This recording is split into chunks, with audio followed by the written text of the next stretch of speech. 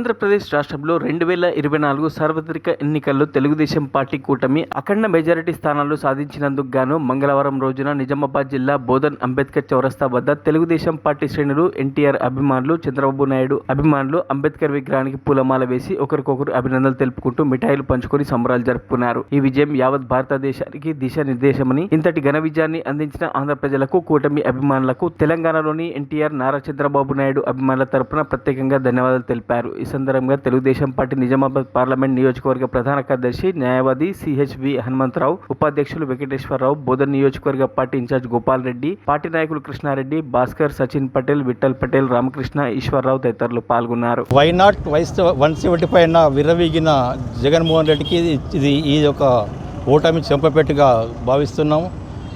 మేము కూటమిగా అందరూ జనసేన పవన్ కళ్యాణ్ గారు కూటమి కట్టి అత్యధిక తను ఎక్కడ నెగ్గాలో ఎక్కడ తగ్గాలనే ఉద్దేశంతో తను తగ్గి ఈరోజు నెగ్గి ఈ కూటమిని బలపరిచినందుకు అందరికీ ధన్యవాదాలు తెలియజేస్తాను. రూలింగ్ పార్టీని కెంటివేసి అపోజిషన్ పార్టీ అధికారాన్ని చేపట్టడం ప్రపంచ దేశాల్లో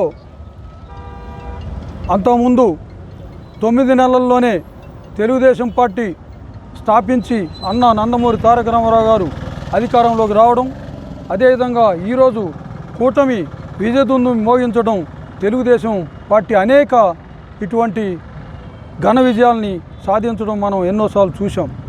ఈరోజు తెలంగాణ రాష్ట్రంలో ఉన్న మేము ఒక చంద్రబాబు నాయుడు అభిమానులుగా ఈరోజు ఇక్కడికి వచ్చాం. చంద్రబాబు నాయుడు గారు చేసినటువంటి అభివృద్ధి